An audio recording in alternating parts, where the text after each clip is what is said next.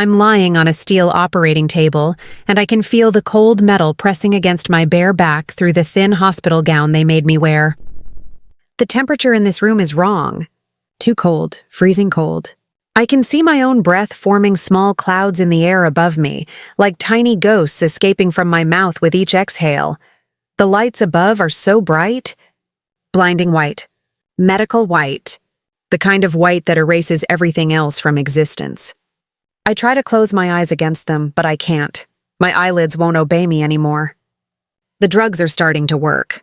I can feel them crawling through my veins like ice water, spreading from my arm where the IV needle pierces my skin, traveling up toward my shoulder, across my chest, reaching for my heart.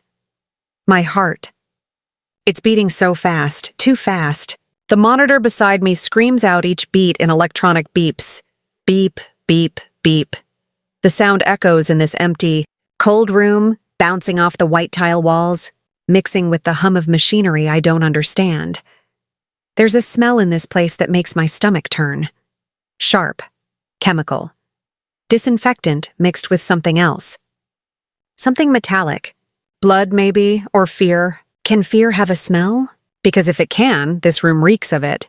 My fear. Thick and heavy, coating the back of my throat like oil. I try to swallow, but my mouth is too dry. They told me not to eat or drink anything for 12 hours before the surgery. 12 hours? I've been counting every single minute. 720 minutes of waiting, worrying, wondering if I'm doing the right thing. 720 minutes of telling myself that this is what love looks like. Sacrifice. Pain. Giving up a part of yourself to save someone you love. But now, lying here on this cold table with drugs stealing my ability to move, I'm not so sure anymore. Dr. Hayes stands at the edge of my vision. I can only see him partially. His surgical mask covers everything except his eyes. But his eyes? There's something wrong with his eyes. They're cold, calculating, the way a butcher looks at meat hanging on a hook. Not the way a doctor should look at a patient. Not the way someone should look at another human being who is about to make the ultimate sacrifice. He's holding something. A scalpel. The blade catches the harsh overhead light and throws tiny reflections across the ceiling like stars. Sharp. So sharp it could split a hair. In a few minutes, that blade will cut into my skin. Will slice through layers of tissue and muscle. Will reach inside my body and take out a part of me. A part I was born with.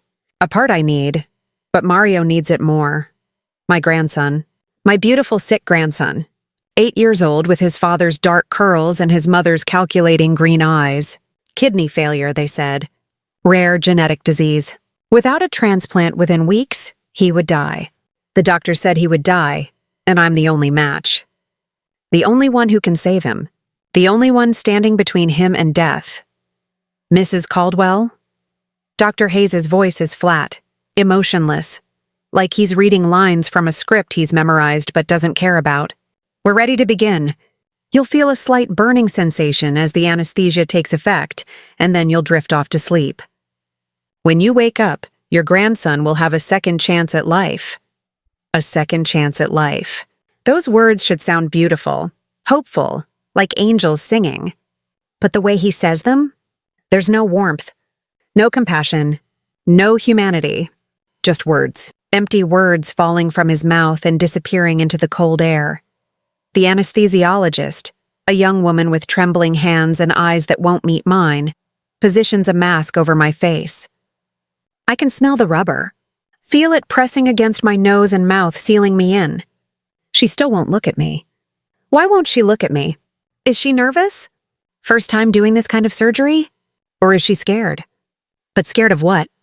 Count backward from 10, she whispers. Her voice shakes like leaves in a storm.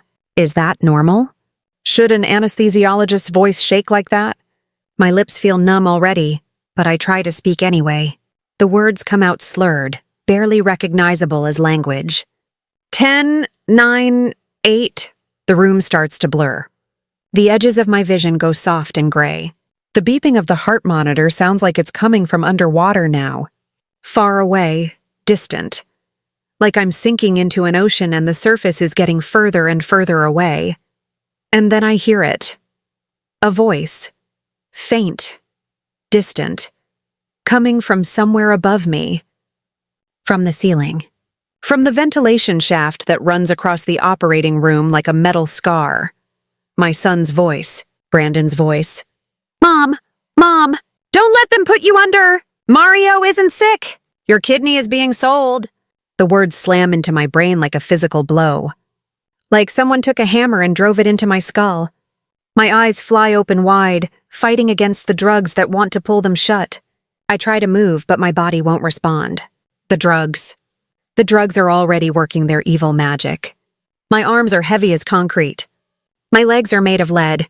I can't lift my head. Can't sit up. Can't run. Can't escape. Wait. The word barely comes out. A whisper. A gasp. A prayer. Wait, please. But what I didn't know, what I couldn't possibly have known in that terrible moment, was that my son had been hiding inside the ventilation system for 3 hours, waiting in cramped darkness with FBI agents, waiting for exactly the right moment to reveal the truth that would shatter everything I believed about my family, about love, about trust.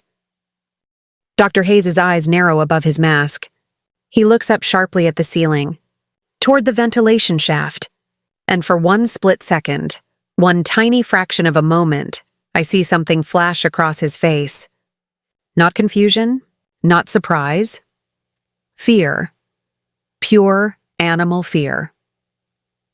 The anesthesiologist's hands are shaking harder now, so hard that the mask slips from my face. She fumbles with it, trying to put it back on, but her fingers won't cooperate. They're trembling too badly. The mask falls and dangles from the tube, swinging back and forth like a pendulum counting down my final seconds. What's going on? Dr. Hayes' voice is sharp now, angry, no longer flat and emotionless. Put her under now, do it now. I'm trying, but I can't. My hands won't. And then the door explodes open. Not opens. Explodes. The sound is deafening. A boom that reverberates through the operating room like thunder, like the end of the world, like Judgment Day arriving in a burst of noise and fury. The door slams against the wall so hard that I hear something crack. Wood splitting. Or maybe bone. Or maybe my understanding of reality fracturing into a million pieces. I can't tell anymore. Men rush in. Big men. Men in tactical gear with guns drawn and FBI patches on their vests that catch the harsh overhead light. Their boots thunder against the tile floor.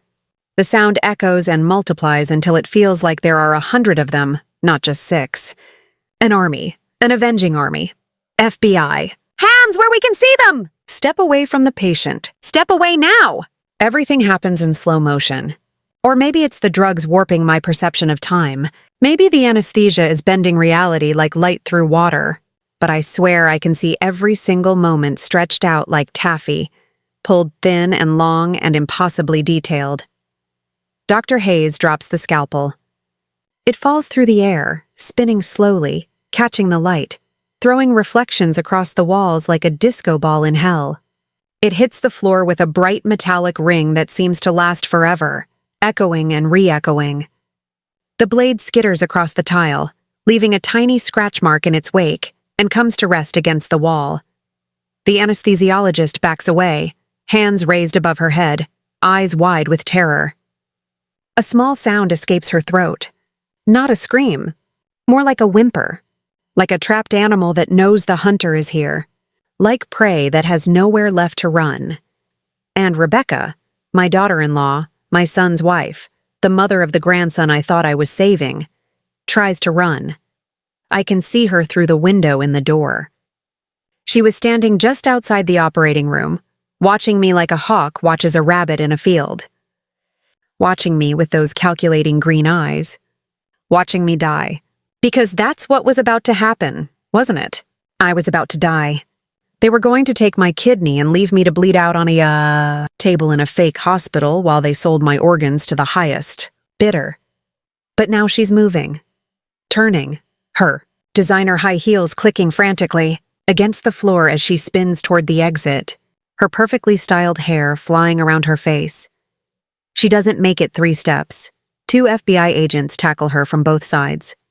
The impact is brutal, professional. They hit her simultaneously, driving her down to the floor with the kind of precision that comes from years of training. Her body slams against the tile with a sickening thud that makes me flinch even through the haze of drugs. Her designer purse, Louis Vuitton, probably cost $3,000, flies from her shoulder, arcing through the air like a bird that's been shot, spilling its contents across the floor like a burst piñata at a child's birthday party. But the contents of this piñata aren't candy. Passports scatter across the tile. I can see them even from here, even through my drug-blurred vision. Multiple passports. 4, 5, maybe more. Different names, different countries. Canada, Mexico, Switzerland. But all of them have the same face. Staring out from the photo pages, Rebecca's face. Bundles of cash held together with rubber bands roll across the floor like tumbleweed. Hundreds, thousands of dollars. Money I've never seen her have before. Money that came from somewhere dark and terrible. And a vial. A small glass vial that catches the harsh overhead light and glows like a tiny bottle of poison in a fairy tale. I can read the label even from here, even with my eyes struggling to focus. Ketamine. Why does my daughter-in-law have ketamine in her purse? But the answer to that question, an answer involving 3 other elderly women who had trusted her, who had believed her lies, who had woken up on tables just like this one before being injected with lethal doses, would come later. When the FBI forensics team analyzed the vial and found fingerprints and DNA that matched to 3 unsolved murders across 2 states. Brandon is suddenly beside me. My son, my detective son, my good son who never gave up on me even when I didn't listen to his warnings. When did he get here? One moment the ceiling was speaking to me with his voice, and now he's here, real and solid and crying, ripping the anesthesia mask away from my face with hands that are gentle despite the urgency. Mom. His voice cracks like glass breaking. Mom, can you hear me? Mom, please answer me. I try to answer, but my tongue is thick and useless in my mouth. The drugs have stolen my words, stolen my voice, left me mute and helpless like a baby. Get her oxygen. Now, somebody get her oxygen! Brandon shouts at someone I can't see, his voice rising to a scream that echoes off the white walls. Mom, you're going to be okay. Just breathe. Just keep breathing. Stay with me. Please stay with me. A different mask replaces the anesthesia mask. This one feeds me pure oxygen. Cold and clean and sharp like winter air. It rushes into my lungs, clearing some of the fog from my brain. I can feel my thoughts starting to sharpen again, cutting through the chemical haze like knives through butter. Brandon's face hovers above mine, close enough that I can see every detail. His eyes are red and swollen. Has he been crying? My strong son, my tough detective son who never shows emotion, who keeps everything locked inside, has tears streaming down his cheeks like rivers. Like he thought he was going to lose me. Like he almost did lose me. I'm sorry, he whispers, and his voice is breaking into 1,000 pieces. I'm so sorry, Mom. I tried to tell you. I tried to warn you so many times. Why didn't you listen to me? Why didn't you believe me? A woman's face appears next to Brandon's. She's wearing an FBI vest. Her badge catches the light. Agent Sarah Torres, it reads. Special Agent Sarah Torres. Her face is professional, calm, but I can see the anger burning beneath her skin like a fire that's barely contained. Mrs. Caldwell. I'm Agent Torres with the FBI. Her voice is steady, professional.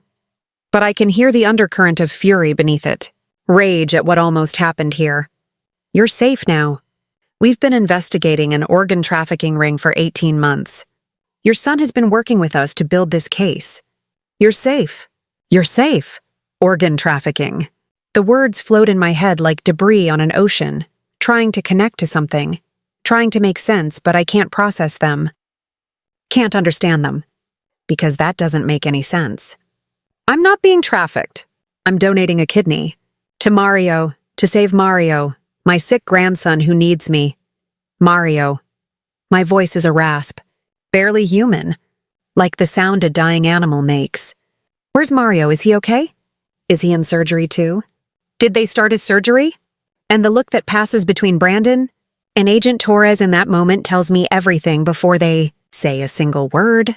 But the truth, the real truth that would tear my heart into ribbons so small they could never be sewn back together, was about to crush me under its weight, and no amount of oxygen could help me breathe once I knew what they were about to tell me. Brandon's face crumples like paper.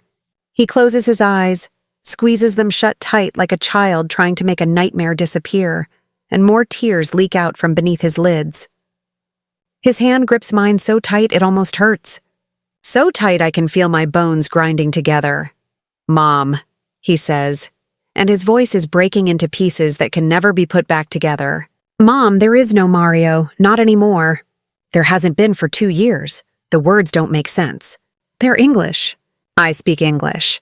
I understand English, but these words, arranged in this particular order, create a sentence that my brain refuses to process. It's like he's speaking in tongues. Like he's speaking in a language that sounds familiar but means nothing. What do you mean there's no Mario? My voice rises despite the drugs trying to keep me calm. He's in the next room. He's waiting for surgery. He's sick. He needs my kidney. The doctors said he's dying. They said he only has weeks. They said I'm the only one who can save him. He died 2 years ago, Mom." Brandon opens his eyes and looks at me, and I've never seen so much pain in another human being's face, so much anguish, so much grief. Rebecca's son died 2 years ago from a seizure disorder, a grand mal seizure in the middle of the night while she was sleeping. She woke up and he was already gone. She never told anyone. She kept pretending he was still alive, posting old photos on social media, talking about him, making up stories about school and soccer practice and birthday parties that never happened. The operating room spins. Or maybe I'm spinning. Or maybe the entire world is spinning on its axis and I'm the only thing standing still. The only fixed point in a universe that's gone mad. But I saw him. My voice sounds strange. Distant. Like it belongs to someone else. Last month. At the park. We fed the ducks. He laughed when one tried to steal his sandwich right out of his hand. He held my hand when we walked on the path. His hand was warm. Small. Real. He called me Nana. He always calls me Nana. Brandon shakes his head slowly, like each movement causes him physical pain. That wasn't Mario, Mom. That was a child actor Rebecca hired from a modeling agency. She paid him $200 to spend the afternoon with you. To pretend to be her son. She coached him on what to say, how to act, what to call you. No, that's not possible. That's not real. I remember that day at the park so clearly. The sun was shining. The sky was blue. Mario's hair smelled like strawberry shampoo when he hugged me.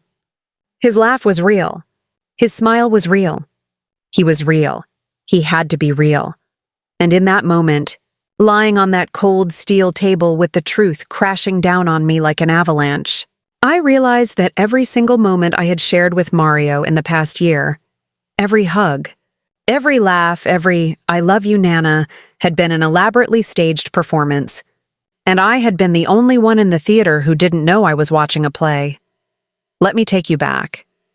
Back to where this nightmare began. Back to when my life was still normal. Simple.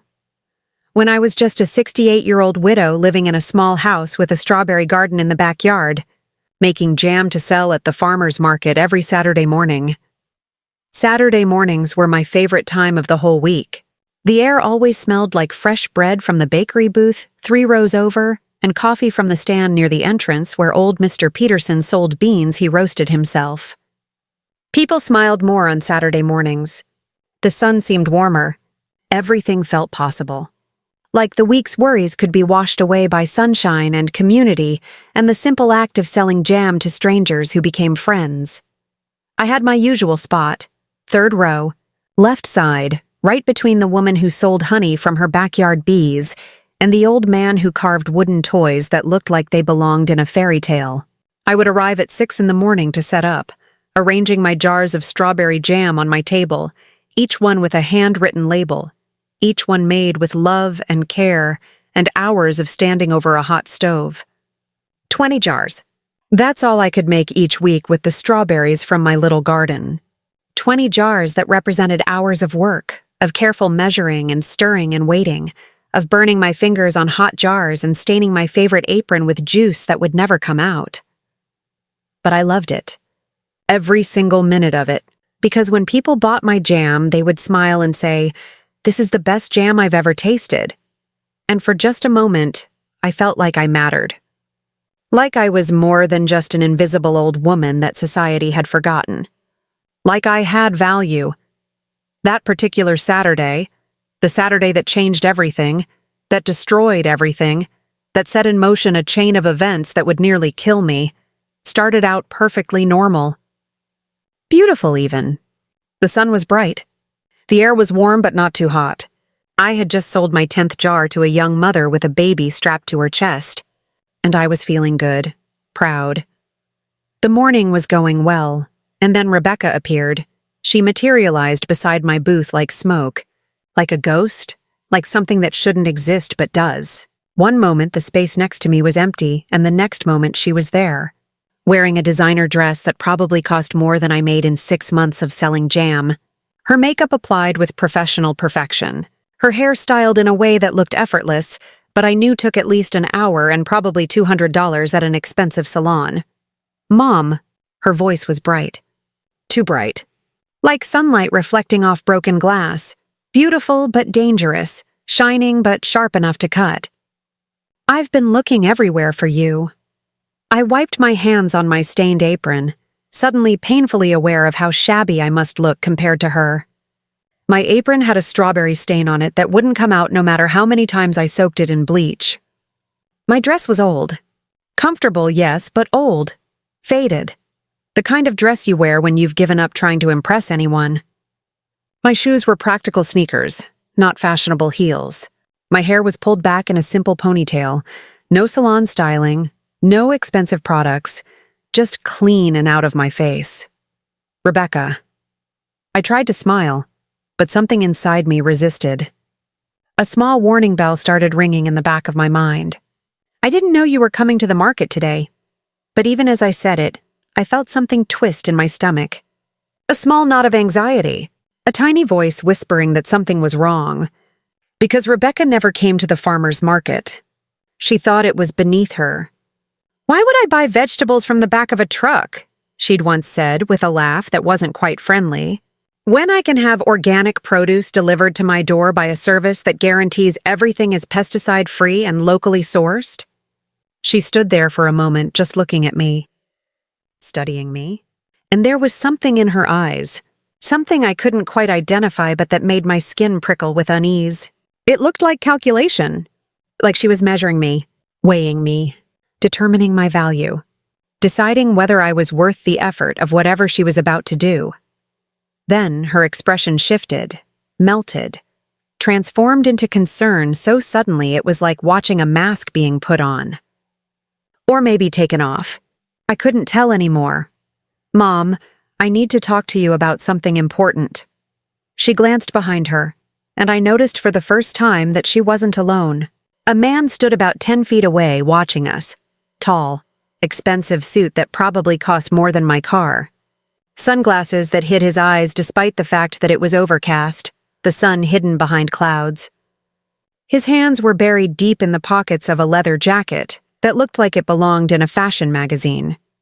I felt a chill run down my spine despite the warm morning air. Who was this man? Why was he just standing there, watching us like a hawk watches a field mouse? Why wouldn't Rebecca introduce him? "Who's that?" I asked, nodding toward the stranger. Rebecca's eyes flicked toward him and then back to me, fast as a snake striking. "Nobody important. Just a business associate of Adam's."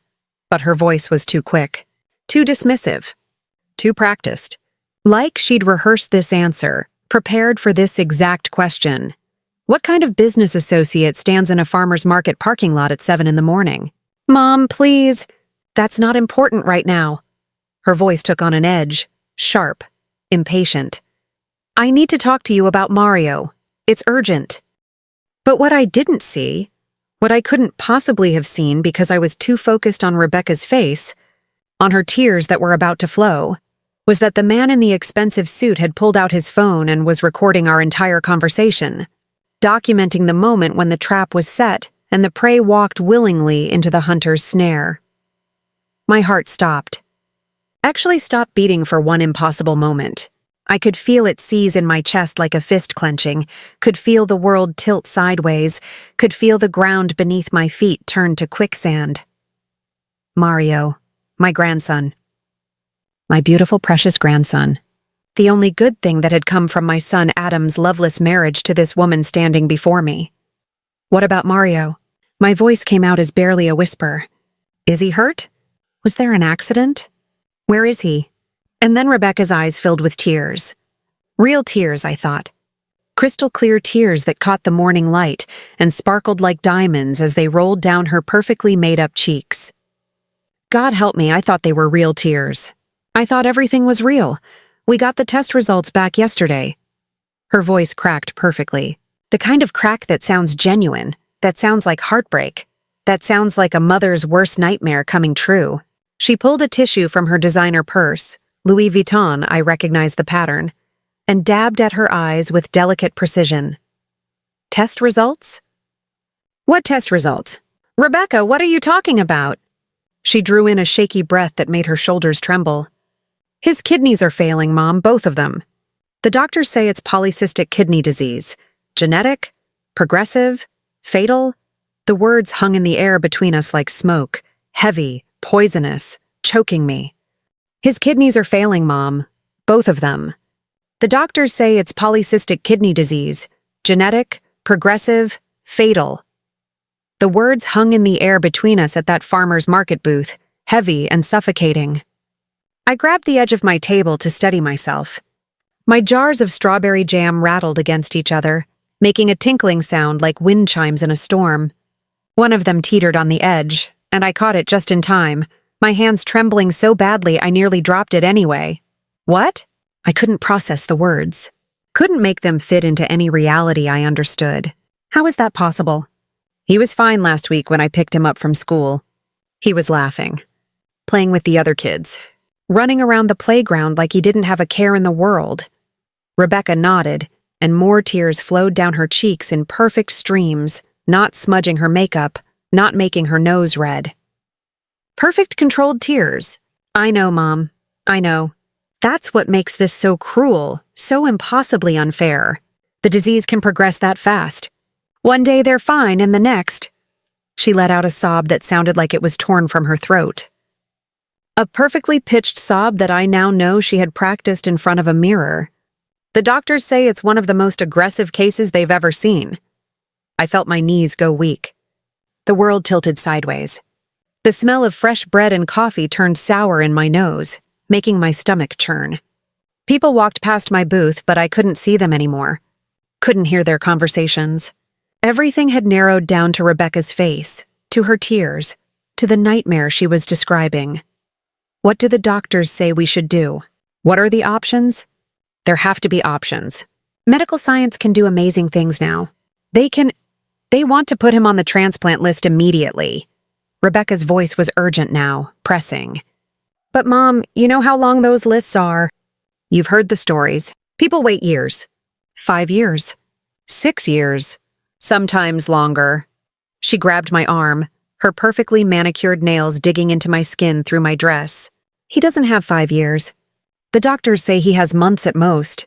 Maybe weeks if the deterioration continues at this rate. Months. Weeks. My grandson. My beautiful Mario, with his gap-toothed smile, and his infectious laugh, and his habit of drawing me pictures of dragons and spaceships. Then we find a living donor. The words came out automatically. Desperately. We test everyone. I'll get tested.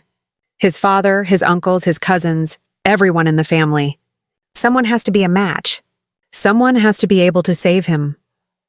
And that was the moment. That exact moment when I offered to get tested, that I sealed my own fate, because Rebecca's eyes lit up with something that I mistook for hope, but was actually triumph. The look of a hunter who has just watched her prey walk directly into the trap. Rebecca's grip on my arm tightened painfully. Mom, we've already tested everyone. Adam isn't a match. The blood type is wrong.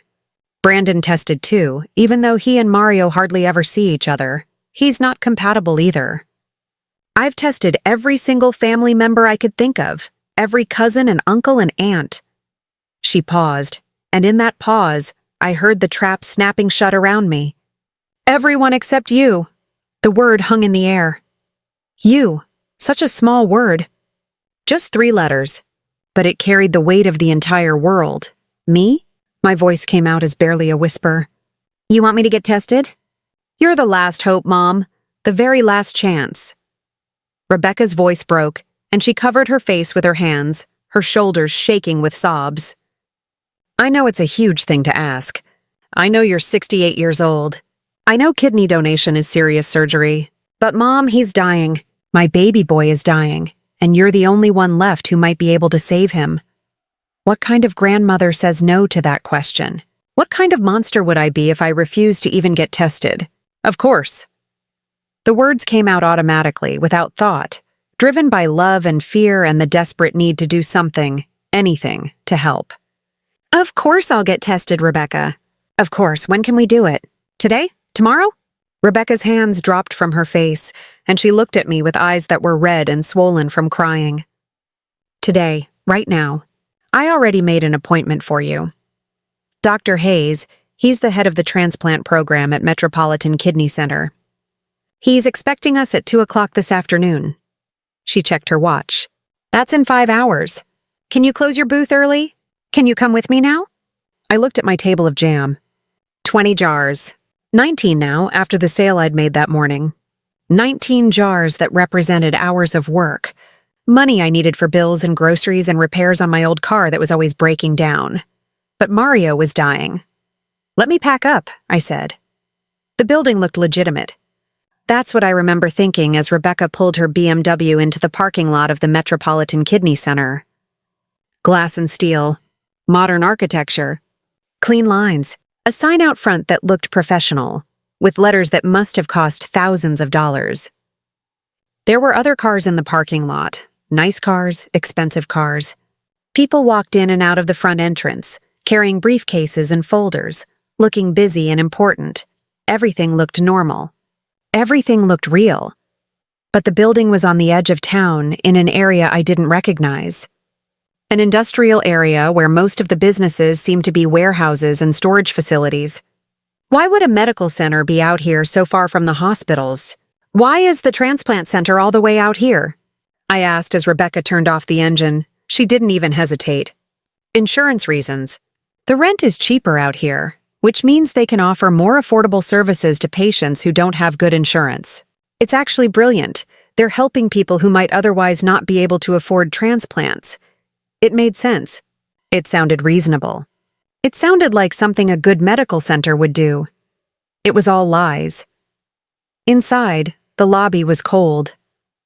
Not just temperature cold, though it was that too. The air conditioning turned up too high, making goosebumps rise on my arms.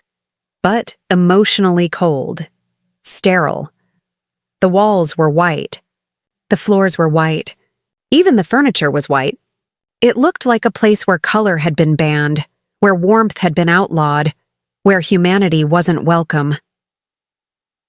A receptionist sat behind a desk that was also white, so white it almost glowed. She looked up when we entered, and her smile was professional but didn't reach her eyes. Mrs. Caldwell? Dr. Hayes is expecting you. 3rd floor, room 307. The elevators are just down that hallway. Rebecca guided me toward the elevators, her hand on my back, pushing me gently but firmly forward.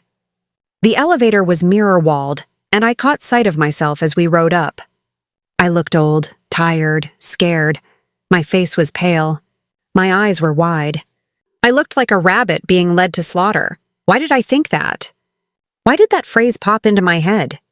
A rabbit being led to slaughter. The 3rd floor hallway was dim. Half the lights weren't working, leaving pools of shadow between the working bulbs. Our footsteps echoed on the tile floor, and the sound made me think of walking through a tomb. Empty, hollow, dead.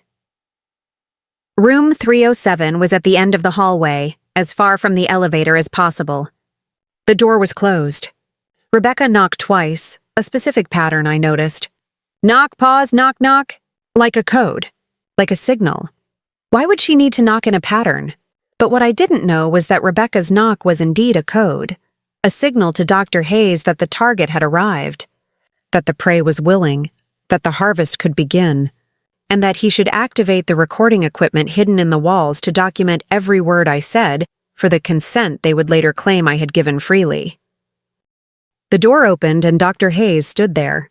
He was younger than I expected, maybe 50, with gray at his temples but a face that was relatively unlined. He wore a white coat with a stethoscope around his neck, looking every bit like what a doctor should look like. But his eyes were wrong. Cold. Calculating. The eyes of someone who saw people as things, not as humans. Mrs. Caldwell. He didn't offer his hand. Didn't smile. Just stepped back and gestured for us to enter. Please, come in and sit down. The office was as cold and sterile as the rest of the building. White walls, a desk, a filing cabinet, no pictures, no diplomas on the wall, no family photos, no warmth. Nothing that said a real person worked here. I should have noticed that. Should have questioned it. But I was too worried about Mario to pay attention to the details. I understand you're here to be tested as a potential kidney donor for your grandson. Dr. Hayes sat behind his desk, opened a folder and pulled out forms. So many forms. Before we begin the testing, I need to explain the process and the risks. I understand there are risks, I said quickly, eagerly. But I'm willing to accept them. If I can save Mario, Mrs. Caldwell. His voice was sharp, cutting me off. I need you to listen carefully to what I'm about to tell you. This is not a small thing. This is not a simple procedure. We will be cutting you open, removing one of your organs, and leaving you with only one kidney for the rest of your life. The way he said it, so cold, so clinical, made my skin crawl. But I nodded. I understand. Do you? He leaned back in his chair, his eyes never leaving my face. You're 68 years old, Mrs. Caldwell. Your remaining kidney will have to work twice as hard for the rest of your life. You'll be at higher risk for kidney disease, for infections, for complications. And if anything happens to that remaining kidney, if it fails, if it becomes diseased, you'll be the one who needs a transplant. And at your age, he shrugged. Let's just say you won't be at the top of any transplant list. The words settled over me like a heavy blanket, suffocating, terrifying. But then I thought of Mario, of his laugh, of the way he ran to me when I picked him up from school shouting, Nana, Nana, of the drawings he made for me that I kept on my refrigerator. I still want to do it, I said. I still want to be tested. Dr. Hayes nodded slowly, and I swear I saw the corner of his mouth twitch. A tiny smile. A predator's smile. Then let's begin. The testing took hours. 5 hours. Maybe 6. I lost track of time in that cold, white building where every room looked the same, and every hallway seemed to lead back to where I started. They took blood. So much blood. Vial after vial after vial, until my arm was covered in bruises and the needle marks looked like connect the dots. The phlebotomist was rough, jabbing the needle in without care, not bothering to make small talk or offer comfort. This will hurt, she said flatly before each stick. But she didn't wait for me to prepare myself. Just jabbed the needle in and watched my blood flow into the vial with dead eyes. They did an ultrasound of my kidneys. The technician, a young man who wouldn't meet my eyes, pressed the wand into my side so hard I gasped. Need clear images, he muttered, pressing harder, making me bite my lip to keep from crying out. They took urine samples. They ran an EKG. They did a chest X-ray. They weighed me, measured me, asked me 100 questions about my medical history that a nurse typed into a computer without looking at me once. And through it all, Rebecca waited. She sat in the waiting room, her phone in her hand, texting constantly. Who was she texting? I tried to see the screen once, but she tilted it away, giving me a sharp look that said, "Mind your own business." By the time they finished, the sun was setting. The windows in the waiting room glowed orange with the dying light, and my body ached everywhere. My arm throbbed from the blood draws. My side hurt where they'd pressed the ultrasound wand. My head pounded from dehydration. They wouldn't let me drink anything during the testing. You did great, Mom. Rebecca stood when I finally emerged from the testing area. Dr. Hayes says the results will take a few days. He'll call you when they're ready. I just nodded. I was too exhausted to speak, too drained to do anything but follow her out to the car and let her drive me home through the dark streets. But what I didn't see as we left that building was the way Dr. Hayes watched us from his office window. Phone pressed to his ear, saying to the black market organ broker on the other end, "The specimen is perfect. Both kidneys are healthy. No complications. We can proceed with the harvest. Prep the buyer in Dubai. Tell him his package will be ready in 3 weeks." 3 days later, my phone rang at 6 in the morning.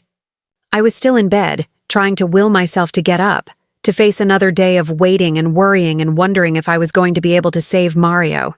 "Mrs. Caldwell? This is Dr. Hayes. I have your test results." My heart leaped into my throat. I sat up so fast I got dizzy. "Am I a match? Can I save him?" There was a pause on the other end of the line. A calculated pause. "You're a perfect match, Mrs. Caldwell. Not just compatible, perfect. It's actually quite rare. Your tissue type matches your grandson's in every single marker we test for. Perfect." The words sang in my head like a chorus of angels. Perfect, perfect, perfect. "When can we do the surgery?" "How soon?" "We'll need to schedule it soon. Your grandson's condition is deteriorating rapidly." I'm looking at my calendar now. Another pause. 3 weeks from today. Does that work for you? 3 weeks. 21 days. 504 hours. Yes, I said immediately. Yes, that works. Thank you, Dr. Hayes. Thank you so much. We'll send you detailed pre-operative instructions. Diet restrictions, medications to avoid, what to expect on the day of surgery. You'll need someone to drive you to the hospital and someone to stay with you for the first week after surgery. Can you arrange that? My son Adam, Mario's father, he'll help. And Rebecca. Good. His voice was flat, emotionless. We'll see you in 3 weeks, Mrs. Caldwell. Don't be late. Time is of the essence. He hung up before I could say anything else.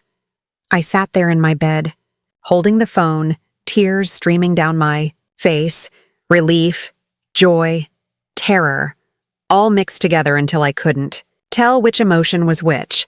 I was going to save Mario. I was going to give him a second chance at life. Or so I thought. Brandon showed up at my house that evening. He didn't call first, didn't text, just appeared at my door, his police detective badge still clipped to his belt, his face grim. "Mom, we need to talk." He pushed past me into my living room without waiting for an invitation. "Now." I closed the door and followed him, worry rising in my chest. "Brandon, what's wrong? Did something happen to Mario? Is he—" "Mom, I've been looking into Mario's medical records." He pulled a notebook from his jacket pocket, the same worn leather notebook he'd carried since he became a detective 10 years ago. Something isn't right. My stomach dropped. What do you mean something isn't right? I mean there are no records. None. Mario Caldwell doesn't exist in any hospital database in this city. Not at Children's Hospital where Rebecca said he was being treated. Not at any of the other hospitals. Nowhere. I felt my legs go weak. I sank onto my couch. That's not possible. Rebecca showed me his medical files. She showed me test results, doctor's notes, everything. Can I see them? She has them. She said she'd bring them to the pre-op appointment. Brandon's jaw tightened. Mom, when was the last time you actually saw Mario? Not a picture. Not a video call. Actually saw him in person? I opened my mouth to answer, but the words caught in my throat. When was the last time? The park, 3 weeks ago. We fed the ducks. He held my hand 3 weeks ago, I said. We went to the park. And before that? I thought harder. Tried to remember. A few weeks before that. I picked him up from school. So you haven't seen him regularly? You haven't been going to his doctor's appointments with him. Rebecca said he didn't want me there. She said the appointments made him anxious, that having too many people there upset him. Brandon closed his eyes, took a deep breath. When he opened them again, I saw something in his face that terrified me. Pity. He was looking at me with pity.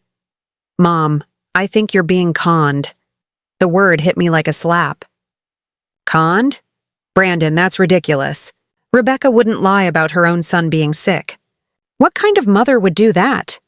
The kind who stands to gain $250,000 from selling your kidney on the black market. The room spun. The air left my lungs. What? Brandon sat down next to me on the couch. He took my hand gently, carefully, like I was made of glass and might shatter. Mom, I've been investigating organ trafficking rings for the past 2 years. It's my case. My assignment. And I've seen this pattern before. Elderly family members manipulated into donating organs that are then sold to black market buyers. The donor thinks they're saving a sick family member, but the sick family member doesn't exist. But I've seen Mario. I've spent time with him. He's real. Mom! Brandon squeezed my hand. When was the last time you saw Mario and Rebecca together? In the same room at the same time? I opened my mouth to answer, closed it, opened it again, searched my memory desperately. I couldn't remember. I couldn't remember a single time in the past 6 months when I'd seen them together. And in that moment, sitting on my worn couch with my detective son holding my hand, I began to realize that every memory I had of Mario in the past year, every park visit, every school pickup, every hug and laugh and I love you, Nana, had been carefully staged performances where I never saw him with his mother, never saw him at his house, never saw any proof that the child I was with was actually my grandson. I need you to postpone the surgery, Brandon said urgently. Just for 1 week. Give me 1 week to investigate. Let me verify Mario's medical condition. Let me check out this Dr. Hayes and his clinic. Just 1 week, Mom, please. But I was already shaking my head. I can't. Mario doesn't have a week to spare. You heard what the doctor said. His condition is deteriorating rapidly. Every day we wait is a day closer to losing him. Mom, no, Brandon. I pulled my hand away from his. I appreciate your concern. I know you're trying to protect me, but I'm doing this. I'm saving my grandson, and you need to accept that. Brandon stood up, his face twisted with frustration and fear. Mom, please. Please listen to me. Something is very, very wrong here. I can feel it. My instincts are screaming at me. Please don't do this. I'm doing it. My voice was firm, final, and I don't want to discuss it anymore. Brandon stared at me for a long moment. Then he nodded slowly, picked up his notebook, and headed for the door. When you wake up from surgery, he said without turning around, and you're missing a kidney and Mario is still sick, remember this conversation. Remember that I tried to warn you. Then he left. The door closing behind him with a soft click that sounded like the nail being hammered into a coffin. In the days leading up to the surgery, I saw Mario twice more. Or at least I thought I saw Mario. The first time was at the grocery store. I was shopping for easy-to-prepare foods for after the surgery, soups, crackers, things I could eat without much effort, when I heard a familiar laugh. A child's laugh. Mario's laugh. I turned, and there he was, standing in the cereal aisle with Rebecca. He was wearing his favorite blue shirt, the one with the dinosaur on it. His hair was messy like always, curling around his ears. He looked healthy, not like a child whose kidneys were failing. Not like a child who was dying, Mario! I called out, starting toward him, but Rebecca stepped in front of him, blocking my view. Mom, what a surprise! We weren't expecting to see you here. I wanted to see how Mario is doing. How are you feeling, sweetheart? Rebecca's hand landed on my shoulder, firm and controlling. Mom, the doctors said he shouldn't exert himself. Even conversations can be tiring. We're just grabbing a few things and then heading home so he can rest. But I just want to— Mom! Rebecca's voice was sharp. Please, he needs to rest. You can see him after the surgery when he's feeling better. When you've saved his life. And just like that. She steered Mario away, down the aisle, around the corner, gone before I could say another word. I stood there among the breakfast cereals, feeling confused and dismissed and guilty for wanting to spend time with a sick child who needed rest. What I didn't see, what I couldn't see because I was still standing in the cereal aisle, staring at the spot where they'd disappeared, was Rebecca leading the child actor to her car, handing him $200 in cash and saying, "Good job. That's the last time. The surgery is in 5 days. After that, you're done. Delete my number and forget you ever knew me." The second encounter was even stranger. It was 2 days before the surgery. I was at home, trying to distract myself by working in my strawberry garden, when I heard the front gate creak open. I looked up, and there was Mario, standing at the edge of my garden, wearing clothes that looked too new, too perfect, like he'd just been dressed by a professional stylist. "Nana!" He ran to me, threw his arms around me, hugged me tight, but something was wrong. He smelled different. Not like strawberry shampoo, like cologne. Expensive cologne. Why would an 8-year-old boy smell like expensive cologne? "What are you doing here, sweetheart?" "Where's your mother?" "She's in the car. She said I could come say hi while she makes a phone call." He pulled back and looked up at me with those big eyes. "Nana, are you scared? About the surgery?" The question caught me off guard. "A little bit, yes. But I'm doing it because I love you." "I love you too, Nana." But his voice sounded wrong, rehearsed, like he was reading lines from a script. A car horn honked. Rebecca's BMW was at the curb, engine running. "Mario, time to go!" And just like that, he pulled away from me and ran to the car, climbing into the back seat without a backward glance. I stood in my garden, dirt on my hands, confusion in my heart, wondering why that encounter had felt so wrong. The morning of the surgery arrived gray and cold. Rain threatened in the heavy clouds overhead. I woke at 4 a.m., my stomach churning with nerves, my mouth dry from the fasting I'd been doing since midnight. Rebecca picked me up at 5. Adam was in the back seat, looking pale and anxious and like he hadn't slept in days. He barely spoke during the drive to the hospital. The hospital was on the far edge of town, in an industrial area I didn't recognize. The building looked old, abandoned even. Half the windows were dark. There was only one other car in the parking lot. "Is this the right place?" I asked. "It looks closed." "Weekend surgery," Rebecca said quickly. Too quickly. "Less staff means more privacy, lower costs, faster scheduling. It's actually better this way." We went inside through a side entrance. A security guard checked our IDs but barely looked at them. The hallways were dim, most of the lights turned off. Our footsteps echoed in the emptiness. They took me to a prep room where a nervous young nurse with shaking hands inserted my IV. She missed the vein twice, had to stick me 3 times before she got it right. Each time I bit my lip to keep from crying out. "Sorry," she whispered. "Sorry, I'm sorry." Why was she so nervous? Dr. Hayes appeared in the doorway, already in surgical scrubs. "Mrs. Caldwell, ready?" I wasn't ready. I was terrified. But I nodded anyway. They wheeled me down a long hallway. The lights overhead blurred into streaks. I tried to count them but kept losing track. 37? 38? Or was it 39? And then we were in the operating room. The cold operating room with the bright lights and the chemical smell and the feeling of being in a place where something terrible was about to happen. "Count backward from 10. The anesthesiologist said, positioning the mask over my face. 10, 9, 8. And that's when I heard Brandon's voice from the ventilation shaft above. Brandon's tears fell on my face as he held my hand, the oxygen mask feeding clean air into my lungs, clearing the drugs from my system one breath at a time. Agent Torres stood beside him, her FBI badge catching the harsh operating room lights. "Mrs. Caldwell," she said gently, "I know you're confused right now. I know this is overwhelming, but I need you to understand what almost happened here today."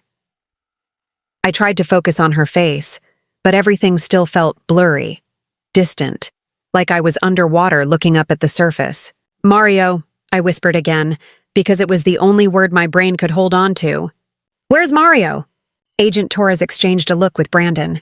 A look that said, "Are you sure she's ready to hear this?" Brandon nodded slowly, his jaw tight. "Mrs. Caldwell." Agent Torres began, pulling up a chair so she could sit at eye level with me. Your grandson Mario died 2 years ago from a seizure disorder. A grand mal seizure in the middle of the night. He was gone before the ambulance arrived. Rebecca buried him in a small private ceremony and told almost no one. She kept his death a secret. The words floated in the air, and I kept waiting for them to make sense. Kept waiting for my brain to process them into something that fit with reality. But they wouldn't fit. They were puzzle pieces from a different puzzle entirely. That's not possible, I said. My voice sounded strange, hollow. I saw him 3 weeks ago at the park, last month at his school. We fed ducks, we talked. He hugged me. The child you saw at the park was a boy named Tyler Chen, an 8-year-old child actor Rebecca hired from a modeling agency called Bright Stars Talent. She paid him $200 each time to spend an afternoon with you, pretending to be Mario. Agent Torres pulled out a tablet and showed me a photo. A beautiful Asian boy with a bright smile. Do you recognize him? I stared at the photo. The boy from the park. The boy from the grocery store. The boy who came to my garden 2 days ago. Not Mario. Never Mario. A stranger. An actor. A paid performer in a show I didn't know I was watching. The horror didn't end there. Because as Agent Torres scrolled through her tablet, she showed me photo after photo of other elderly women. 12 of them. All grandmothers, all manipulated by the same organ trafficking ring. All told their grandchildren were dying. All of them lying on operating tables just like this one. And 3 of them never woke up. Rebecca has been running this scheme for 5 years, Agent Torres continued. Her voice was steady, professional, but I could hear the anger beneath it. The barely contained rage. She targets elderly family members, usually grandmothers, and convinces them that a young relative is dying and needs a kidney. The victims donate willingly, thinking they're heroes. But the kidneys aren't going to sick children. They're being sold on the black market to wealthy buyers around the world. Dubai, Singapore, Russia. Anywhere someone is willing to pay $250,000 to skip the transplant. List, $250,000. That's what my kidney was worth to them. That's what my life was worth. Your kidney was already sold, Mrs. Caldwell. The buyer is a businessman in Dubai who's been on the transplant list for 3 years. He was willing to pay $250,000. Rebecca would have gotten 30%, $75,000. Dr. Hayes would have gotten 50%, $125,000. The rest would have gone to the brokers and the facility. Agent Torres paused. After the surgery, they would have given you basic post-operative care, just enough to make sure you didn't die on the operating table. Then they would have sent you home with pain medication and told you that Mario was recovering in a different facility. You would have waited and waited. And eventually Rebecca would have told you that Mario had died from complications. You would have mourned him, and she would have walked away with $75,000. I couldn't breathe. Even with the oxygen mask, I couldn't breathe. But I've been to Rebecca's house. I've seen Mario's room, his toys, his clothes. All staged, Brandon said quietly. Mom, I've been investigating this for 3 weeks. I broke into Rebecca's house last Tuesday while she was out. Mario's room? It's a guest room. The toys are still in boxes with price tags on them. The clothes have never been worn. It's all props, a set. A stage for the performance she's been putting on. My entire world shattered. Every memory I had of the past year, every moment I'd spent with Mario, every time I'd thought I was being a good grandmother, it was all a lie. All of it. A carefully constructed fiction designed to manipulate me into giving up a part of my body so Rebecca could profit. How long have you known? I asked Brandon. My voice cracked. How long have you known she was lying to me? He closed his eyes. Guilt washed over his face like a wave. 3 weeks. I've suspected for longer, but I couldn't prove it until 3 weeks ago when I traced Dr. Hayes to the organ trafficking network. But Mom, I couldn't tell you. If I'd told you, if you'd acted differently, Rebecca would have known something was wrong. She would have disappeared. We would have lost our chance to catch her and shut down the entire operation. So you used me as bait. The words tasted bitter. You let me walk into this operating room. You let them put me on this table. You let them start the anesthesia. You almost let them cut me open. Also, you could catch them in the act. Mom, you almost let me die for evidence. Brandon's face crumpled. If there had been any other way, but there wasn't. I looked at him, really looked at him, and saw the anguish there. The guilt. The knowledge that he'd made an impossible choice and would live with it forever. You saved me.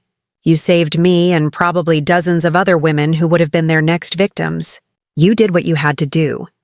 And as I said those words, trying to forgive my son for using me as bait, Rebecca was being dragged out of the building in handcuffs, screaming that she was innocent, that we were all lying, that Mario was real and alive and waiting for his kidney.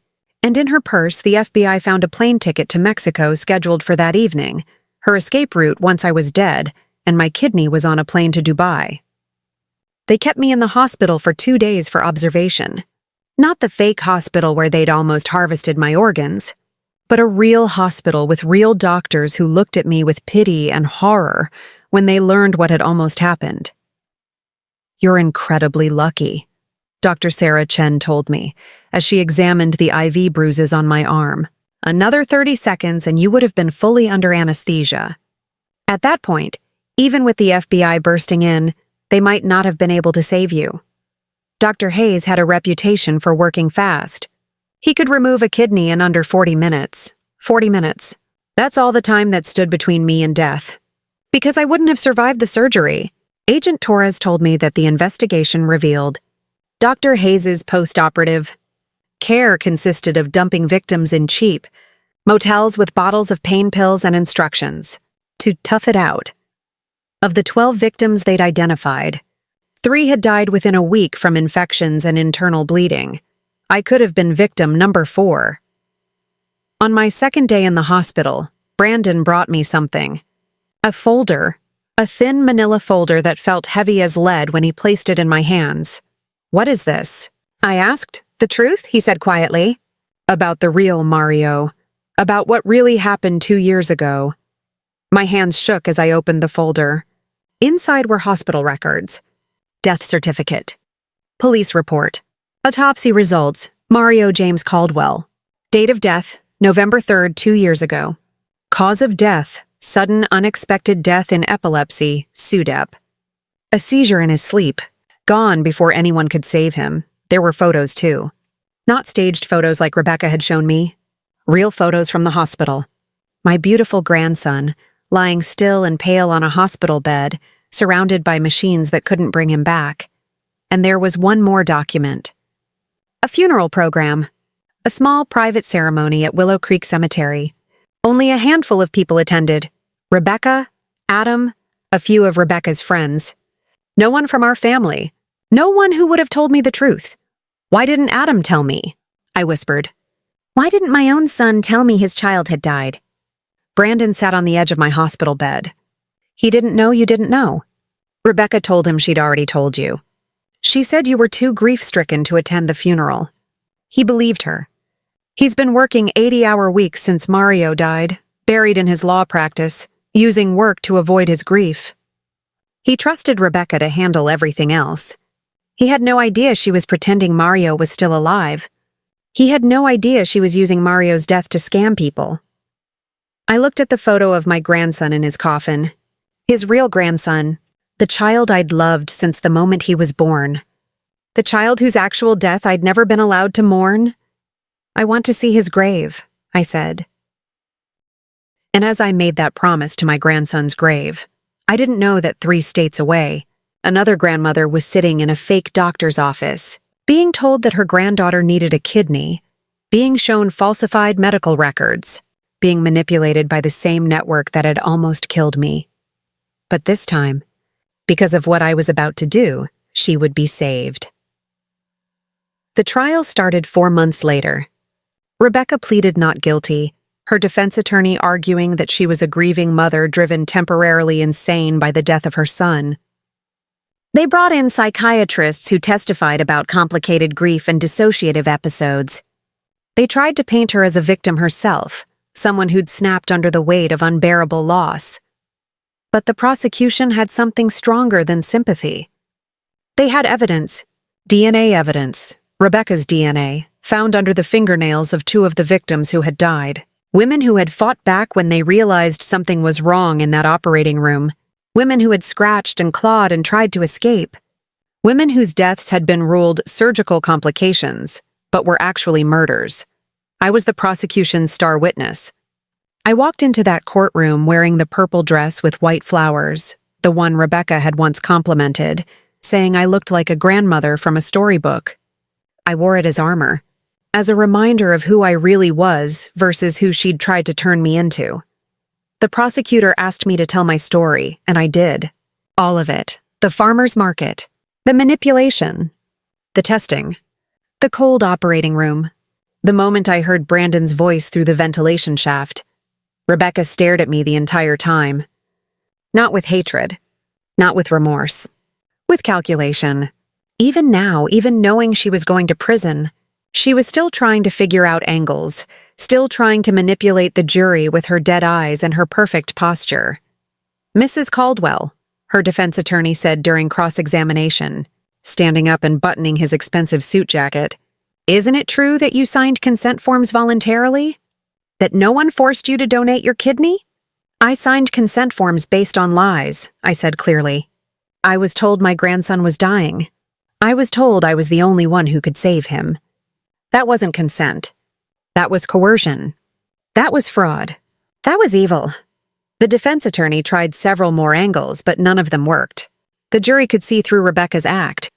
They could see her for what she really was, a predator, who hunted kind people and turned their love into profit.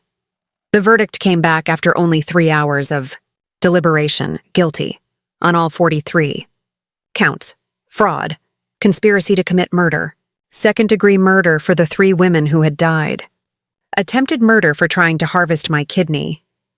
And as the judge read the verdict, Rebecca showed no emotion. But her parents in the back row broke down sobbing, not because they were innocent. The FBI had frozen their bank accounts where Rebecca had been depositing blood money for years, but because they'd finally realized that the daughter they'd raised had become a monster, and they'd been too blind or too greedy to see it. The judge sentenced her to 40 years in prison without the possibility of parole. Dr. Hayes got 25 years. The anesthesiologist got 10 years for her role as an accomplice. The modeling agency that provided the fake Mario was shut down, its owners facing fraud charges, and Adam, my son, Mario's father, had to live with the knowledge that his wife was a monster and he'd never noticed. He visits me now every Sunday. We're slowly rebuilding our relationship, slowly learning to trust again. But the hardest part, the part that no one tells you about when you survive something like this, came after the trial.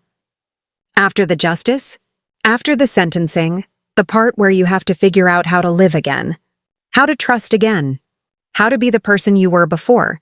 Except you can never really be that person again because you've seen too much, learned too much, been hurt too much. I couldn't go back to selling jam at the farmer's market. Every Saturday morning, I would wake up and think about going, but then I would remember Rebecca appearing beside my booth like smoke. I would remember her fake tears, her practiced concern, her perfectly executed lie, so I had to find a new purpose, a new reason to matter. I started giving talks. Community centers, senior centers, churches, Rotary clubs, anywhere people would listen. I told my story, the whole ugly, painful truth of it, and I watched faces go pale as people realized it could happen to them. "How many of you," I would ask, "have someone in your life who constantly asks for money?" Hands would go up, dozens of hands. "How many of you have been pressured to make a big sacrifice for a family member's medical emergency?" More hands. Almost everyone. "How many of you have felt guilty for saying no?" Nearly every hand in the room. That's how they get you. Through guilt. Through love. Through the fundamental human desire to help people we care about. After one of my talks, an elderly woman approached me. She was thin, frail, probably in her 70s. "I think my daughter-in-law is trying to do this to me," she whispered, looking around nervously like someone might overhear. "She keeps saying her daughter, my granddaughter, needs a liver transplant. But I've never met this granddaughter. She says the girl lives with her mother in another state. She showed me medical records, but something feels wrong. I gave her Brandon's card. Call this detective. Tell him everything. Don't donate until you've verified every single detail of the story, she called. And it turned out her daughter-in-law was part of a different organ trafficking ring. The FBI arrested her before she could go through with it. Another grandmother saved. Another family protected. I've lost count of how many people I've helped save. Dozens, at least. Maybe more. And every time I save someone, every time I stop a predator from claiming another victim, I think of Mario, the real Mario. Not the actor who pretended to be him. And I know that this is how I honor his memory. This is how I turn tragedy into purpose. This is how I make sure his death meant something. So let me tell you something right now. Let me speak directly to you, wherever you are, whatever situation you're in. If someone asks you for an organ, a kidney, a liver, part of your lung, anything, you need to ask yourself 3 questions. Question 1. Have I personally seen the medical records from a licensed, verified hospital? Not copies. Not photos of papers. Not digital files someone emailed you. Actual medical records that you obtained directly from a hospital you can verify is real. Call the hospital. Confirm the records exist. Confirm the doctor is real. Confirm everything. Question 2. Have I spoken directly to the doctors treating this person? Not through the family member who's asking for the organ. Directly. Face-to-face or via video call where you can verify who they are. Ask questions. Ask for medical license numbers. Verify everything they tell you. Question 3. Have I personally witnessed this person being sick? Not heard about it. Not seen photos. Not received text messages describing symptoms. Actually witnessed it with your own eyes. Seen them in a hospital bed. Watched them receive treatment. Been present for doctor's appointments. If you can't answer yes to all 3 of these questions, then don't donate. No matter how much pressure they put on you. No matter how guilty they make you feel. No matter how many tears they cry or how many stories they tell about how you're the only one who can help. Because I learned the hardest lesson of my life on an operating table. Seconds away from losing more than just a kidney, I almost lost my life. My dignity, my ability to ever trust again. And if Brandon hadn't been brave enough to break the rules and use me as bait, I would have died on that table and Rebecca would have walked away with $75,000 and no one would have ever known the truth. Your life is worth more than someone else's lie. Your body is not a commodity. Your kindness is not a weakness to be exploited. I learned that lesson when I was 68 years old, lying on a cold steel table with drugs in my veins and a scalpel hovering over my skin. I almost learned it too late. But I survived. And now I'm here to make sure you survive too. So tell me, and I really want to know, where are you watching this from? What city? What country? Are you alone or are you sharing this with someone you love? Have you ever been pressured into making a big sacrifice for family? Has someone ever asked you for something that felt wrong but you did it anyway because you felt guilty? How did you handle it? I want to hear your stories in the comments. Every story shared is another warning signal for someone else who might be in danger right now. Every comment is another piece of armor for someone fighting off a predator.